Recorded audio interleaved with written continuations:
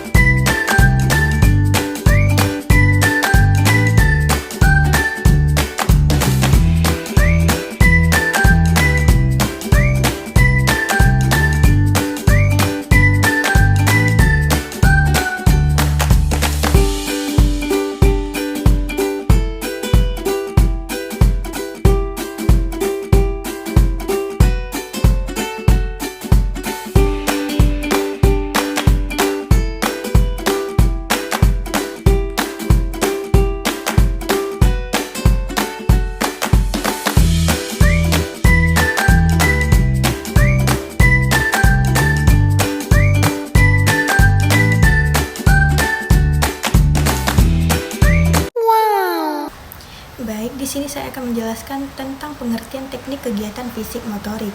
Nah, jadi teknik kegiatan fisik motorik itu adalah cara atau metode yang digunakan untuk mengembangkan kemampuan gerak tubuh anak, baik motorik halus maupun motorik kasar.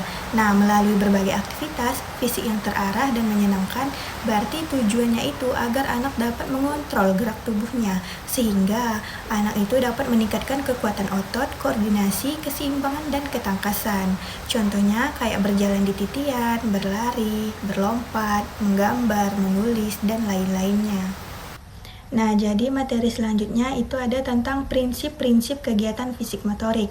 Dalam pelaksanaannya, kegiatan fisik motorik itu harus berpedoman pada prinsip berikutnya. Yang pertama itu ada bertahap dan berulang. Nah, dari gerakan mudah ke yang sulit, terus sederhana ke yang kompleks. Yang kedua itu ada sesuai usia dan kemampuan anak. Nah, kita itu tidak boleh memaksakan anak di luar kemampuan ataupun di luar tahap perkembangannya. Yang ketiga itu ada bermain sambil belajar. Nah, dalam kegiatan tersebut kita itu harus dilakukan dalam suasana yang menyenangkan. Terus yang keempat, mengutamakan keselamatan. Nah, jadi kita harus memperhatikan anak dalam memegang alat, bermain di dalam ruangan, dan pendampingnya. Yang kelima itu keterlibatan anak aktif didorong untuk mencoba sendiri. Yang keenam itu konsisten dan variasi. Itu tuh dilakukan secara rutin dengan bentuk kegiatan yang bervariasi agar anak tidak mudah bosan. Nah, selanjutnya itu ada tentang faktor-faktor yang mempengaruhi perkembangan fisik dan motorik anak. Yang pertama itu ada faktor genetik. Nah, jadi faktor genetik itu merupakan faktor bawaan dari orang tua yang menentukan potensi fisik anak seperti tinggi badan, bentuk tubuh, kekuatan otot, dan kemampuan koordinasi. Nah, contohnya tuh anak dari orang tua yang aktif dan memiliki postur tubuh atletis cenderung dan memiliki kemampuan motorik yang baik. Terus kedua itu ada faktor gizi dan kesehatan. Nah, jadi asupan gizi yang sangat cukup itu sangat penting bagi pertumbuhan otot, tulang, dan energi yang dibutuhkan anak untuk bergerak.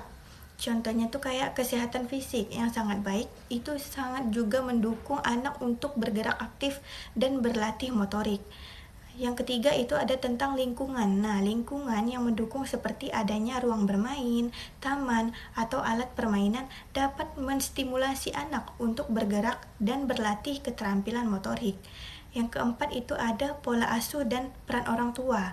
Nah, orang tua yang memberikan kesempatan bermain aktif dan mendampingi anak itu akan mempercepat perkembangan motorik.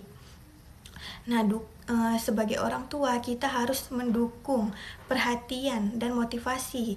Jadi orang tua juga itu harus membantu anak percaya diri untuk mencoba gerakan baru. Yang kelima itu ada pendidikan dan stimulasi. Nah, kegiatan di sekolah atau lembaga PAUD yang memiliki melatih gerak tubuh kasar seperti lari, melompat, manjat. Terus yang halusnya itu kayak menggunting, menulis, menggambar. Nah, itu tuh sangat berpengaruh besar pada kemampuan motorik anak. Nah, sebagai guru, kita berperan dalam menciptakan kegiatan yang sesuai dengan usia perkembangan anak. Yang keenam itu ada faktor sosial dan budaya. Nah, kebiasaan masyarakat, permainan tradisional, serta nilai-nilai budaya itu sangat mempengaruhi jenis aktivitas fisik yang dilakukan oleh anak. Nah, di lingkungan yang menekankan permainan aktif, anak lebih terlatih secara motorik. Yang ketujuh itu ada faktor usia dan jenis kelamin. Nah, usia sangat mempengaruhi tingkat kematangan fisik. Nah, semakin bertambahnya usia, kemampuan koordinasi dan kekuatan otot itu sangat meningkat.